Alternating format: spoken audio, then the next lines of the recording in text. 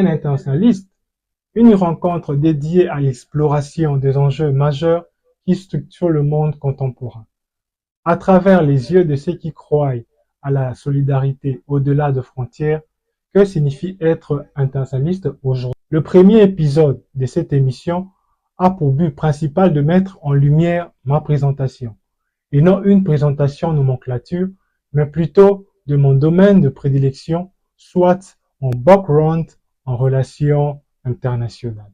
Depuis le 11 décembre 2024, j'ai publié sur les réseaux sociaux Facebook, posté sur YouTube, sur mes stories et sur mon statut WhatsApp, le premier émission dénommée Sur l'échiquier international, où nous avons abordé comme problématique l'analyse de la communication en politique étrangère, regard sur l'influence du Hamas Israël sur l'opinion publique internationale, dont le lien est dans la description de cette vidéo. Après quoi, plusieurs personnes, hommes et femmes, collègues, frères et sœurs, m'ont même appelé journaliste. Pour enlever cet équivoque de journaliste, c'est qui est naturellement faux, car il y a une confusion avec la chronique journalistique. Un internationaliste n'est pas un chroniqueur de l'actualité internationale, comme Gauthier Rubinski de France 24. Un internationaliste n'est pas un commentateur de phénomènes qui relève de communicateurs professionnels, même si quelques esprits ont pu traverser la frontière pour faire le journalisme. C'est qui un internationaliste? Les spécialistes de relations internationales voient aussi leurs efforts pour se désigner d'un qualificatif convenable, noué dans l'incertitude, où on le nomme politologue, sans nécessairement faire la distinction avec ceux qui s'occupent de la politique domestique. Parfois, on dit politiste international, et tout y quanti, sinon on entend des barbarismes du genre relationniste. L'appellation exacte de spécialiste de relations internationales est internationaliste. À la lumière et à la limite, et selon la tradition surtout anglo-saxon, il faudra parler de politologue. Encore que la vastitude de la discipline, que dirait-on d'un spécialiste de relations internationales versé dans les recherches en matière de l'économie politique internationale, des guerres internationales, de gouvernance mondiale, de géopolitique, de stratégie et de géostratégie?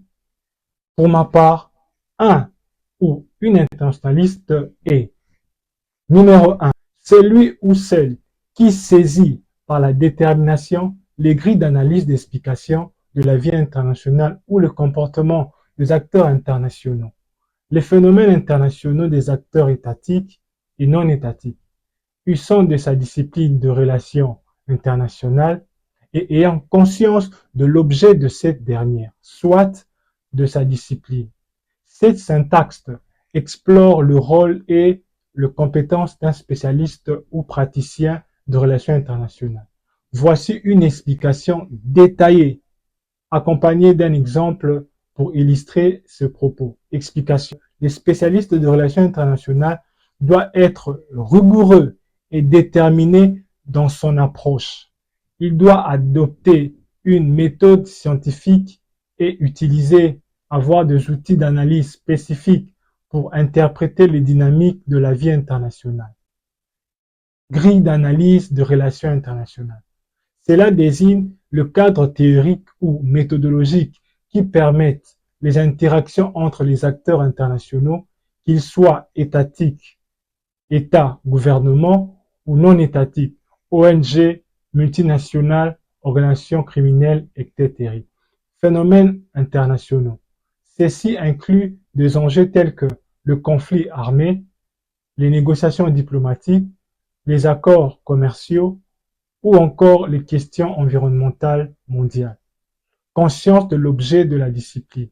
L'objet de relations internationales est de comprendre et d'expliquer ces phénomènes en tenant compte de la complexité de motivation, des intérêts et des comportements des acteurs impliqués. Exemple, Prenons les cas de la crise climatique internationale. Un spécialiste de relations internationales utilise une grille d'analyse pour examiner le rôle des acteurs dans les négociations sur le climat comme celles menées par des COP. Par exemple, il pourrait expliquer la théorie du réalisme pour expliquer pourquoi certains États privilégient leurs intérêts nationaux au détriment des accords mondiaux. Étudie les rôles des acteurs non étatiques comme Greenpeace, des scientifiques ou des entreprises privées dans les plaidoyers pour de politiques climatiques plus ambitieuses. Identifie les dynamiques de coopération et de conflits entre les pays du Nord et du Sud global. Exemple, financement climatique pour les pays en développement. En tenant compte de la discipline de relations internationales, il peut proposer des solutions basées sur une compréhension globale des intérêts et des alliances. Ainsi, cette personne contribue à l'interprétation ou encore à l'interprétation, à interpréter les crises non seulement comme un défi environnemental, mais aussi comme un enjeu politique, économique et social, impliquant de multiples acteurs à des échelles variées. Numéro 2. Il est le mieux placé pour dire le pourquoi, le comment et quand de choses. L'explication de ce propos susmentionné met en lumière la capacité d'un spécialiste et un expert dans le domaine des relations internationales à analyser et expliquer le cause, le pourquoi, le mécanisme, le comment, et la temporalité ou le moment opportun, le quand, de phénomènes ou des événements. Le pourquoi. Cette question renvoie aux causes et aux raisons fondamentales d'un phénomène. L'expert recherche à comprendre les motivations ou les facteurs déclencheurs. Le comment. Ici, il s'agit de décrire le mécanisme, le processus ou les stratégies qui expliquent le déroulement ou la mise en œuvre d'un phénomène ou d'une décision. Le quand. Cette question traite de la temporalité ou du moment idéal pour une action. Elle inclut l'analyse ou encore analyse de contexte favorable ou critique. L'expert se positionne donc comme un analyste et un conseiller stratégique capable de fournir une vision complète et structurée des événements ou actions dans un domaine donné. Exemple, prenons le cas d'un spécialiste de relations internationales analysant l'intervention militaire dans un pays en crise. Pourquoi? Il peut expliquer les raisons de l'intervention. Par exemple, la nécessité de protéger les civils des luttes contre une menace terroriste ou de préserver des intérêts stratégiques dans la région. Le comment. Il décrit les mécanismes de l'intervention, le rôle de conditions de coalition internationale, l'envoi de troupes, l'utilisation de la diplomatie pour obtenir un consensus ou encore l'explication logistique. Le quand.